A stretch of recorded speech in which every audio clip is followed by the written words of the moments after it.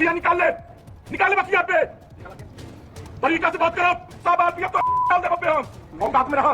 राजेश सिंह नाम है, पार्सल अधीक्षक है। पूछा था क्या राजेश सिंह पार्सल अधीक्षक मऊ।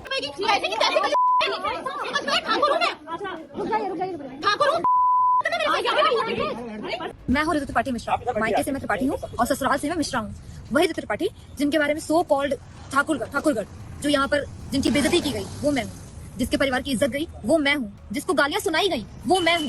जिसको वहां से लैपटॉप मारने की धमकी दी गई वो मैं हूँ। वो मेरा परिवार है, मेरे पति हैं। और इतना सब कुछ सहने के बाद भी मैंने वीडियो वायरल नहीं किया। मैं दूसरों की तरह झूठी वीडियो वायरल करके रानी लक्ष्मीबाई बनने की चाहत नहीं है मेरे अंदर। मैं ब्राह्मण हूँ, मुझे इस बारे में गर्व है और मेरी आप सभी से एक प्रार्थना है कि प्लीज मैं इस कानपुर की बेटी हूँ, इस ब्राह्मण बेटी की इज्जत बचाएं, मुझे सपोर्ट करें, मेरी मदद करें। अगर गलत नहीं हुआ तो मेरी मदद करें। एसडीएफसी का वो वायरल वीडियो मैं ठाकुर हूँ तो इन दोनों बच्चों में क्या विवाद था, ये दोनों लोग क्या अपनी सफाई में कह रहे हैं, पहले हम देखते हैं कि आस्था सिंह क्या कह रही हैं और आप ध्यान से सुनिए। तो पिछले 24 से 36 घंटों से मैंने देखा है कि एक वीडियो इंस्टाग्राम पर और काफी सारे सोशल मीडिया प्लेटफॉर्म पर एक वीडियो बहुत वायरल हो रहा है। तो अभी तक इसमें सिर्फ एक पक्ष की कहानी सुनी गई है और अब मैं अपना पक्ष रखते हुए ये बयान देना चाहती हूँ कि ये जो वीडियो है ये 6 जनवरी का वीडियो है, अभी का वीडियो नहीं है। और ये किसी कस्टमर का वीडियो नहीं है, ना मैंने किसी कस्टमर के साथ अभद्रता की है जिसका ये वीडियो है। ये हमारे ही बैंक में कार्य कर रही एक महिला के हस्बैंड के साथ मेरी बहस हुई है, उसका वीडियो है, जिसको गलत रुख दिया गया है कि मैंने कस्टमर के साथ बदतमीजी करी है और इसको जातिवाद का मुद्दा बनाया गया है। मैं आपको शुरुआत से बताती हूँ कि इसमें हुआ क्या था। तो महिला हमारे साथ जो काम कर रही थी उनको उन्होंने रेजिग्नेशन दिया था और उनको सेम डे रिलीविंग चाहिए थी। जिस दिन उन्होंने रेजिग्नेशन दिया था उनकी ननद सुबह से आकर के बैठी हुई थी ब्रांच में और उनकी ननद से मेरी थोड़ी बहुत बहस हुई थी उस सुबह। आगे का उन्होंने अपने भाई को सब बताया, मतलब ऋतु के जो महिला मेरे साथ काम करती है उसके हस्बैंड को बताया उसने। और उसके हस्बैंड 4:30 बजे वर्किंग आवर खत्म होने के बाद 3:30 बजे वर्किंग आवर खत्म हो जाते हैं, 4:30 बजे बैंक में घुस करके उन्होंने मेरे साथ अभद्रता की। मुझसे डायरेक्टली पूछा कि आप कौन सी जाति की हो और इतनी अकड़ है। उन्होंने मुझसे मेरी डेस्क पे आकर के कहा कि मैं तुम्हारी हेकड़ी निकाल दूंगा, मैं तुम्हारी सारी गर्मी निकाल दूंगा। अभद्र लैंग्वेज का इस्तेमाल उन्होंने मुझसे किया। उसके बाद मैंने ये स्टेटमेंट दिया है। अब आप बताइए कि किसकी बात में कितना सच है। जब कोई आकर के मुझसे डायरेक्टली पूछेगा कि कौन सी जाति की हो, अकड़ दिखा रही हो, तो मुझे क्या बोलना चाहिए था यहाँ पर? क्या मुझे अपने ठाकुर होने पर शर्मिंदगी महसूस करनी चाहिए थी? मुझे कहना चाहिए था कि मैं आस्था हूँ? मैंने गर्व से कहा कि मैं ठाकुर हूँ। आपने मुझसे जाति पूछी, आपने मेरा नाम पूछा होता तो मैं आस्था कहती, पर आपने पूछा जाति क्या है तो मैं वही बताऊंगी ना कि ठाकुर हूँ। तो अगर आपको खराब लगा था तो आपको तुरंत वायरल करना चाहिए था, आपको तुरंत एक्शन लेना चाहिए था। अभी इसको वायरल करने का मुझे रीज़न नहीं पता है। हो सकता है कि टारगेट कोई और हो, टारगेट सरकार को बनाया जा रहा हो, मीडिएटर मैं बन गई हूँ इस मुद्दे को। आदित्यनाथ जी ठाकुर है तो ऑब्वियस चीज़ है सर, टारगेट तो सरकारी है, बस माध्यम मैं हूँ। अभी ये वीडियो बनाया किसने? एक्चुअली सर ये मैं आपको क्लियर बताऊँ, ये किसी कस्टमर का वीडियो नहीं है, ना मैंने किसी कस्टमर से कोई। यहाँ पर आपने देखा कि आस्था सिंह क्या कुछ कह रही हैं, यानी कि जो ऋतु मिश्रा है उनके हस्बैंड ने इनके साथ कैसे बात की, कैसे बदसलूकी से इनके साथ बात की और ये क्या कुछ बोल रही हैं कि इनको क्या क्या कहें। और आगे सुनिए इनकी बातों को, फिर उसके बाद में हम उनकी बात करेंगे अगले बच्चे की। कस्टमर नहीं है, हमारे ही एक बैंक स्टाफ जो हमारे यहाँ काम करती थी महिला, उनके हस्बैंड नहीं, ये कैशियर थी। अब वो काम नहीं करती हैं। वो जिस दिन का ये प्रकरण है वो उस दिन रेजिग्नेशन देने आई थी, उनको सेम डे रिलीविंग चाहिए थी। बैंक ऑलरेडी इस चीज़ से, हमारे सीनियर्स ऑलरेडी इस चीज़ से इतना परेशान हो चुके थे कि सेम डे मैडम को रिलीव कर भी दिया गया। गुस्सा ये उन साहब का उस दिन का नहीं है सर, वो पहले से चलता चला आ रहा था। उनको शिकायत थी कि हाँ, महिला जो घर देर से पहुँचती थी, शिकायत उनको उस चीज़ से थी, उनको बस बहाना मिला मेरा। तो मामला ये था कि मेरी उनसे उनकी ननद से सुबह बहस हो गई थी, कुछ बाथरूम के गेट के विवाद में मेरी उनसे थोड़ी बहस हो गई थी और वो मुद्दा वहीं के वहीं सुबह खत्म हो गया था। उनके पतिदेव आए शाम में और उन्होंने आते ही पहले गेट के अंदर घुसते ही ये चीज़ मुझसे पूछी कि कौन सी जाति का है जो ज़्यादा अकड़ रहा है। अगर आप ऐसे बयान देंगे तो मुझे उसमें क्या जवाब देना चाहिए था, मैं बस ये जानना चाहती हूँ।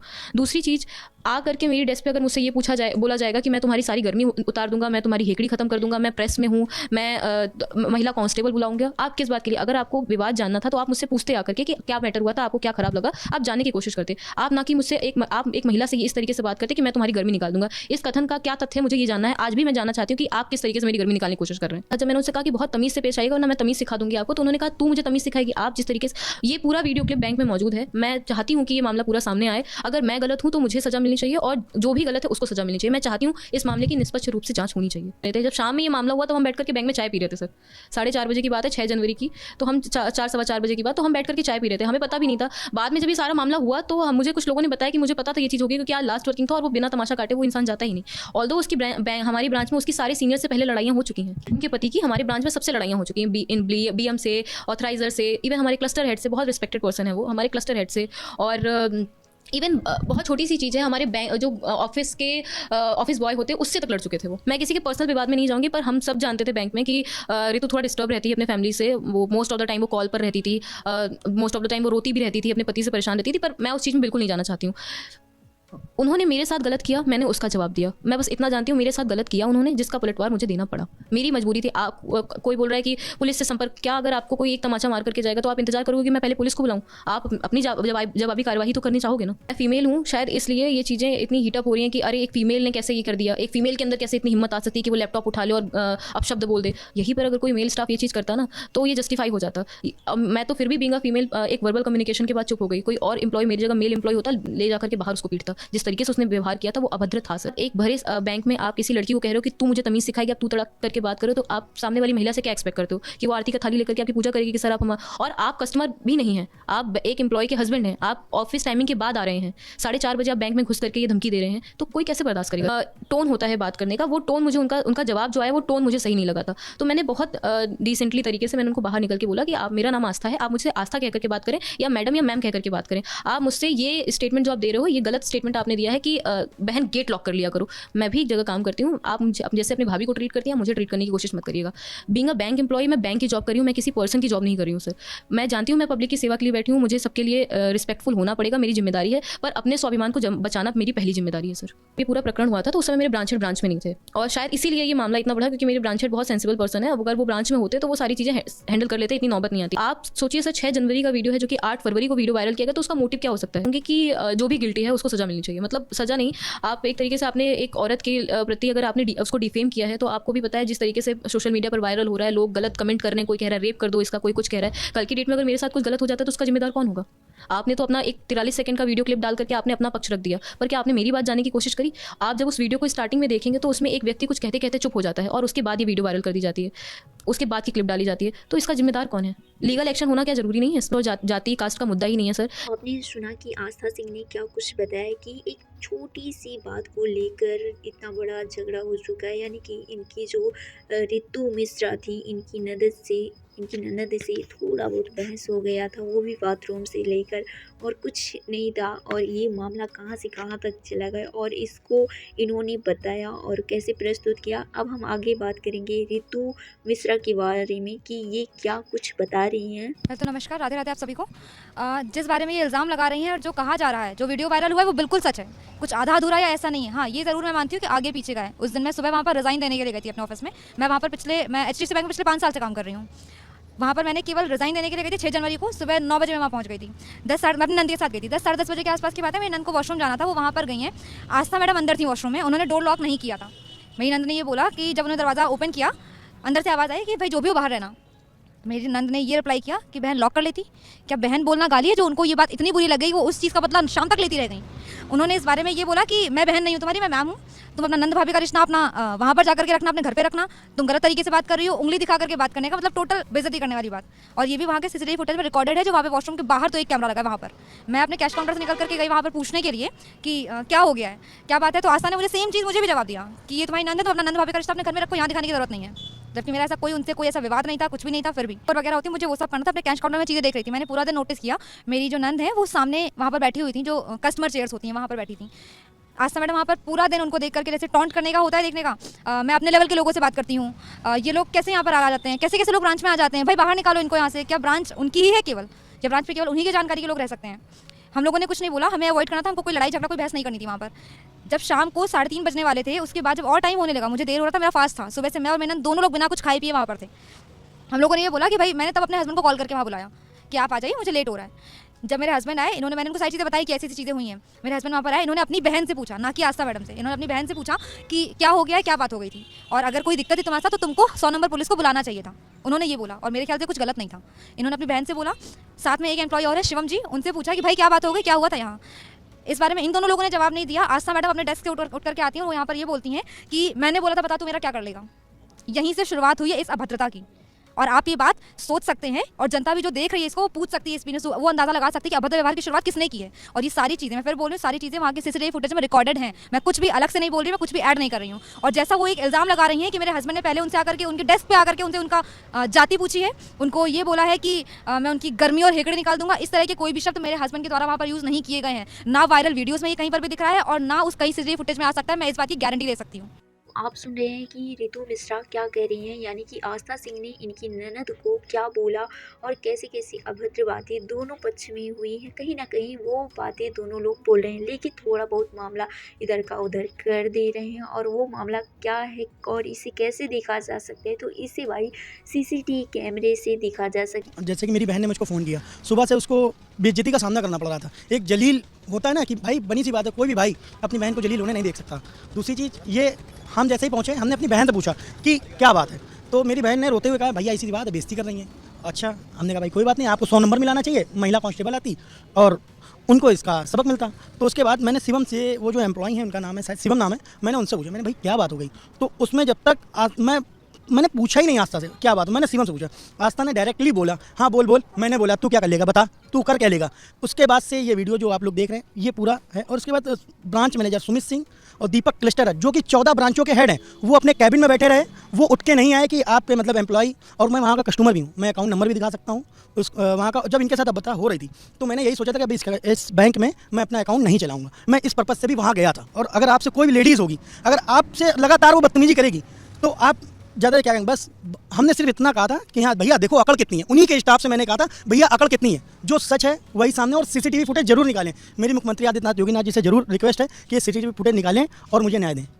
रितु मिश्रा के हस्बैंड क्या बता रहे हैं कि इनकी बहन कैसे इनके पास कॉल करती है और क्या बताती है, और ये फिर आते हैं वहाँ पर क्या मामला पूछते हैं, और क्या आस्था सिंह वहाँ से अपनी चेयर से उठ के आती है और इनसे डायरेक्ट बात करती है। तो क्या कहाँ से मामला कहाँ तक पहुँच गया, आप सुनते रहिए और देखते रहिए कि क्या कुछ इन सब लोगों ने अपनी बात को रखा है और कैसे बता रहे हैं उसी बात को। जात क्यों पूछेंगे, मैं जात क्यों पूछूंगा। नगरी वाला सीन तो नहीं किया मैंने ना जात पूछी है, ना मैंने ये कहा है कि मैं ब्राह्मण हूँ। जातिवाद का कोई मुद्दा ही नहीं था यहाँ। कोई भी पति अपनी पत्नी को 11 बजे बैंक से नहीं आने देगा, पहली चीज़। सबसे बड़ी फॉल्ट तो यहाँ पे हुई थी 31 दिसंबर 2024 को। हमारी वाइफ रात में 11 बजे घर आ रही है और बैंक में सुमित सिंह मैनेजर थे, उन्होंने ज़बरदस्ती इनको रो रखा था। इनका काम 6:30 बजे खत्म हो गया था क्योंकि 31 दिसंबर की वो पार्टी वगैरह होनी थी वहाँ पर, इसलिए ज़बरदस्ती किसी भी आप एम्प्लॉय को नहीं रोक सकते हैं। उसके बाद मेरी एक बार मैंने फ़ोन किया, अपना मतलब कोई भी पति अपनी पत्नी के लिए नहीं बोल सकता है कि भैया तुम क्यों रोके हो 11 बजे तक, बस इतना ही था। और वो पूरी टसन आस्था सिंह ने निकाली। बदनामी बेइज्जती जो हमने झेली है वो कोई नहीं झेले। ब्राह्मण होना पाप नहीं है, ब्राह्मण होना पाप नहीं है, ये फिर कहूँगा। और ठाकुर जातिवाद मैंने नेता नगरी नहीं करी है। और उस दिन मेरी बहन रो रही थी, आज मैं रो रहा हूँ। टाइप की जो भी चीज़ें चलती हैं वो उन लोगों का ठाकुरवाद, वहाँ पर ज़्यादातर तादाद ठाकुरों की है। तक इनको रोका गया। सुमित सिंह, दीपक अग्रवाल को मैंने फोन पे कहा, मैंने कहा भाई साहब अगर ये मीडिया में बात आ जाएगी आपको दिक्कत हो जाएगी। कहीं तुम लोग जितने भी सब पर्ची पत्रकार ये सब मतलब बाहर ला के मुझको मतलब इतना अपमान कौन ब्राह्मण सहेगा भाई, आप बताइए।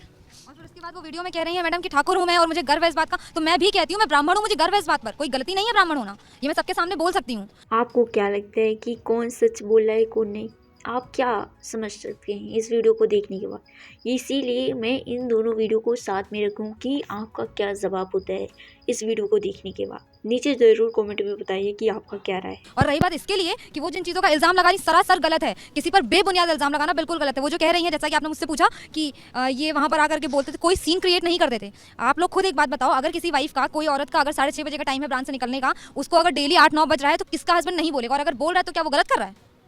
ये जवाब मुझे आप लोग ही दीजिएगा। इन्होंने अगर उसके लिए बीएम से ये बोला कि सर आप टाइम से छोड़ दिया करिए, क्या गलत किया? इन्होंने अगर क्लस्टर हेड मिस्टर दीपक अग्रवाल से ये बोला कि सर आप प्लीज टाइम से छोड़ दिया करिए, क्या गलत किया इन्होंने? मुझे 31 दिसंबर 2024 की रात में सब जानते हैं न्यू ईयर की पार्टी होती है, वो सबको पता है लोग कैसे नशे के धुत में घूमते हैं, सबको। 25 की स्टार्टिंग उस टाइम की बात है। मैंने 6 नवंबर 2024 को ही ये ब्रांच ज्वाइन की थी और ये 31 दिसंबर 2024 की बात है, जब मुझे रात में 11 बजे वहाँ से छोड़ा गया। मेरी बेटी मैं 31 दिसंबर को पूरे दिन पूरी रात मैंने संभाली, 8 महीने की बेटी थी। और मैंने सुमित सिंह को कहा तो वो 10 बजे कह रहा है अभी मैं छोड़ रहा हूँ, परेशान मत हो, ये ऑफिशियल लाइफ है, आप कभी ऑफिशियल काम नहीं किए हैं। तो हमने कहा अच्छा ठीक है सर कोई बात नहीं। उसके बाद हर टाइम पर्सनल कैबिन में बुला के पर्सनल बात करना क्या है। जब इन्होंने ये मुद्दा उठाया तो हमने कहा चल बात, अब क्या बताएं। वो हमेशा कैबिन में मुझे जब बुलाते थे, जब भी यहाँ पर आस्था सिंह बता रही हैं कि उन्होंने जातिवाद पूछा और वहीं पर रितु मिश्रा के हस्बैंड ने बताया कि उन्होंने जातिवाद नहीं पूछा। ब्रांच मैनेजर मुझे केबिन बुला करके जब भी बोलते थे, जो आई कांटेक्ट होता है ना, वो हर लेडी समझती है कौन सा आदमी किस तरीके का आई कांटेक्ट कर रहा है, सब जानते हैं। और जब मैं उनके साथ बाहर जाने के लिए या जब वो मुझे लेट होता था तो भी उन्होंने कई बार मुझे बोला कि कोई बात नहीं, परेशान हो तो मैं छोड़ दूंगा तुम्हें, जबकि उन्हें पता है कि मेरे हस्बैंड वहाँ पर आते हैं मुझे लेने के लिए। इसी बात से वो इस बात से नाराज रहते थे कि मेरे हस्बैंड वहाँ पर क्यों आते हैं, मुद्दा ये था। और इस बात की खुन्नस, उस बात की जो जहर है ना, वो उन लोगों ने यहाँ लास्ट निकाले जब उन लोगों को पता था कि हाँ मैं रिजाइन दे रही हूँ। इन लोगों को रिजाइन देने का कारण यही सारा मेंटल टॉर्चर मुझे करना, मुझे हर जगह लोग टॉर्चर करते थे। और फिर जिस दिन से आस्था मैडम आई उस दिन से वो मुझे टॉन्ट करती थी। वो क्लास हेड मिस्टर दीपक अग्रवाल के साथ में, branch madam mister Sumit Singh के साथ में उनका अक्सर बाहर आना जाना रहता है। वो क्यों जानती है, वो क्यों जाती है, वो उनका मैटर है, मैं उस बारे में नहीं बोलूंगी। वो सब और ये भी सबके सामने की बात है, किसी से छुपा नहीं है, सब जानते हैं। मैं उस तरीके की नहीं हूँ, मैं उस रवैये में नहीं डल सकती थी। यहाँ पर कोई बोल रहा है कि बैंक मैनेजर थे और कोई बोल रहा है नहीं है, तो आपको क्या लगता है? लोगों को ये भी प्रॉब्लम थी, इसलिए मैंने और रिजाइन दिया है। मैं ये काम नहीं कर सकती, मैं पारिवारिक लड़की हूँ, मेरे हस्बैंड है, मेरी बच्ची है, मैं वो देख करके चलूंगी। और मेरा ये परिवेश नहीं है कि मैं लड़कों के साथ घूमूं, ये मैं नहीं कर सकती। और अगर मैंने फील्ड पर जाने के लिए मना किया तो मुझे अक्सर ये बोला जाता था, ब्रांच मैनेजर ने सबके सामने भी बोला है, अकेले भी बोला, मेरी फैमिली के से बोला है कि मैडम रिजाइन दिलवा दो ना आप। मैडम आप रिजाइन दे दो, आप नहीं कर सकती आप रिजाइन दे दो। मैं अगर उनकी बात नहीं मानूंगी, गलत काम मानने के लिए मना करते मैं रिजाइन दे दूं। इंसान की इतनी इज्जत हो हर जगह कि लोग इनके नाम से केवल इनको पहचानते हैं। उसको एक लड़की ये बोल रही है कि गाली वाले शब्द, आप सबके सामने, वो किसी से छुपा नहीं है, वो शब्द वो बोल रही है कि यहाँ ऐसी चीजें कर देंगे, आप लैपटॉप उठा के फेंक के मार दोगी। और कौन नहीं जानता है, अगर एक लड़का गाली देने पे आ जाए तो किस लड़की की क्या छूटेगी, सब जानते हैं ये बात। और ये बात मैं खुद बोल रही हूँ, मैं लड़कियों को इस लड़की का कोई अपमान नहीं करना चाहती, मैं ऐसा कुछ नहीं बोलती, लेकिन इन्होंने ये वहाँ पर चुप रहे क्यों? सिर्फ इसलिए कि बैंक में खड़े हैं और वो एक लड़की है। वरना ठाकुर, ब्राह्मण, लड़का, लड़की, जातिवाद सब वही निकल जाता। जातिवाद हमने शुरू नहीं किया था। जिस टॉपिक को मीडिया ने मुद्दा बनाया, जिस टॉपिक को वो मुद्दा बना रही है। के लोग अगर आस्था सिंह को ना रोकते तो शायद वो लैपटॉप मेरे मुंह पे पड़ता और मुझे वहाँ बैंक कर्मी सुमित सिंह और दीपक जी और आस्था जी मिलके मारते भी। क्यों? एक दिन पहले धमकी मिली चुकी थी। क्या धमकी मिली? यही कि रिजाइन करवा लो, ऐसा नहीं हो पाएगा, मैं 9 बजे छोड़ूंगा। खुद दीपक अग्रवाल ने मुझसे कहा, मैंने कहा आप ऐसा बोल रहे हैं, आप हेड हो, तो उन्होंने डायरेक्ट अपने मैनेजर को, सुनो इनको रिजाइन करवाओ और ये वो वगैरह, ये अपने लायक लड़की नहीं है। तो मैं किस लायक? तो मेरी माँ भी वहाँ मौजूद थी। तो कहीं मम्मी ने कहा चलो खत्म करो, हम रिजाइन ही दिलवा देंगे, हम नहीं रखना चाहते हैं ऐसी बैंक में। अब इतना महिलाओं का शोषण करना, मतलब आप 14 बैंक के हेड हैं, उसके बाद आप ऐसी बात कर रहे हैं। आप सामने बैठे हैं, आपके एम्प्लॉय किसी कस्टमर, मैं अकाउंट नंबर भी दिखाऊंगा उस बैंक का, जो मैं वहाँ का कस्टमर भी हूँ, और वो ऐसा बात बोली जा रही है। उसके बाद मेरी वाइफ को धमकी दी जा रही है, आपके साथ स्टाफ ही काम आएगा। क्या हूँ मैं, काम नहीं आऊँगा? क्यों नहीं काम आऊँगा भाई? घर वाले ही काम आते हैं, घर वालों के। हमने ठाकुर वाला कोई शब्द उठाया ही नहीं। उन्होंने ही बोला मैं ठाकुर हूँ, समझ रही है ना, तुझे ठोक दूंगी। उन्होंने ये सब मीडिया में भी चल रहा है, और ठोक देने का मतलब मुझे भी डर था कि भाई जब ये लड़की बैंक में बोल सकती है तो कहीं भी कुछ भी करवा सकती है। और उनके एम्प्लॉई रूमा जी, सौम्या अवस्थी, दीपिका जी, ये अगर ना रोकती तो मुझे मेरे मुंह पे लैपटॉप वो पड़ जाता। मैंने अभद्रता नहीं करी है। सीसीटीवी फुटेज निकाला जाए और देखा जाए कौन गलत है कौन सही। तो आपने सुना कि आस्था सिंह, रितु मिश्रा और उनके हस्बैंड ने क्या कुछ बताया। दोनों पक्ष ने अपनी अपनी बातें रखी और दोनों ने बताया। आपको क्या लगता है कि किसकी बातों में कितनी सच्चाई है? इसी बात को लेकर कितना बड़ा बात बना दिया गया, आप देख भी सकते हैं और समझ भी सकते हैं।